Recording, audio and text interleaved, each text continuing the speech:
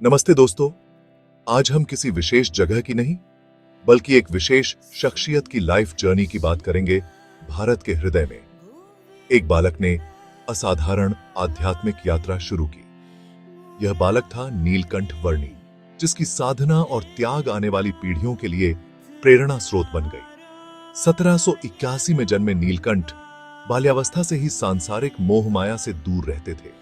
मात्र 11 वर्ष की आयु में उन्होंने सत्य और आत्मज्ञान की खोज में घर छोड़ दिया। उनकी यह यात्रा कठिनाइयों से भरी हुई थी।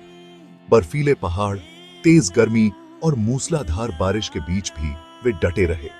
नीलकंठ ने भारत की पवित्र भूमि की यात्रा पैदल की। वे हिमालय के ऊंचे शिखरों को पार करते हुए अनेक संतों से मिले।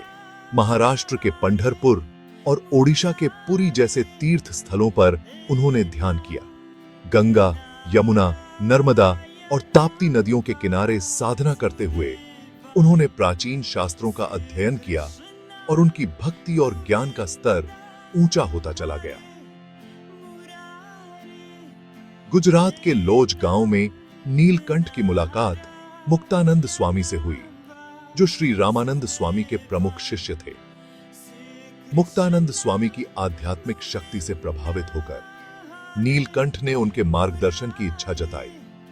मुक्तानंद स्वामी ने नीलकंठ की महानता को पहचाना और उनके कठिन सवालों का उत्तर दिया। इस मुलाकात ने नीलकंठ की आध्यात्मिक यात्रा में नई दिशा दी। उन्होंने रामानंद स्वामी से मिलने का निश्चय किया। सत्य की प्यास से प्रेरित नीलकंठ ने मुक्तानंद स्वामी से 5 गहरे प्रश्न पूछे। 1 जीव क्या है? 2 ईश्वर का वास्तविक स्वरूप क्या है? 3 माया क्या है? 4 ब्रह्म क्या है?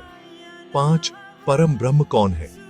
मुक्तानंद स्वामी ने उनके प्रश्नों का उत्तर दिया, पर नीलकंठ जान चुके थे कि केवल रामानंद स्वामी ही उनकी प्यास पूरी कर सकते हैं।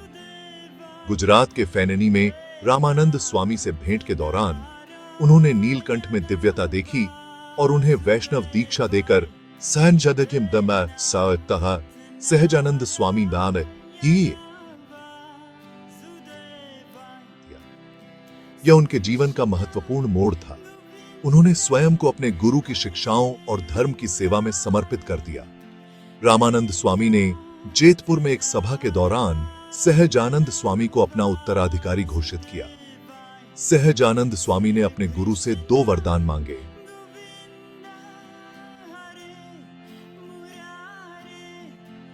उनके भक्तों को किसी भी तरह की कष्ट न हो और कष्ट हो तो उन्हें सहना पड़े।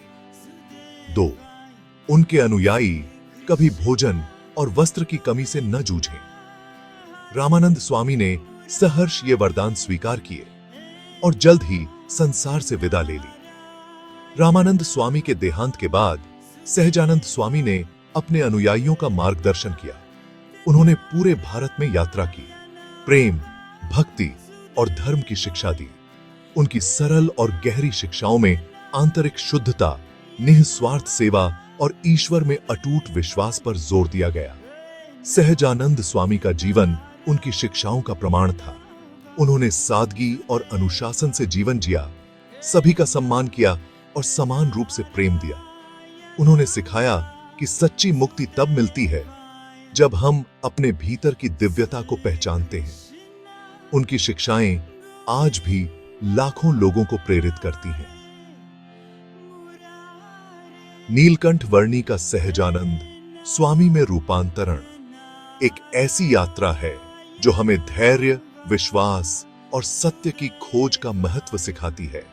उनके जीवन की कहानी आज भी प्रतिध्वनित होती है, हमें यह याद दिलाते हुए कि मुक्ति का मार्ग हमारी आत्मा की दिव्यता को पहचानने में है।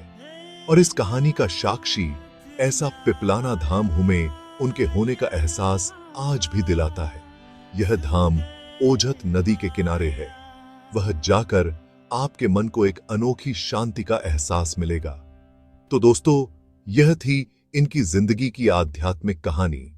अगर आप भी इससे प्रभावित हुए हैं तो आपकी अगली ट्रिप पर पिपलाना जरूर जाइए और इस आध्यात्मिकता का एहसास कीजिए।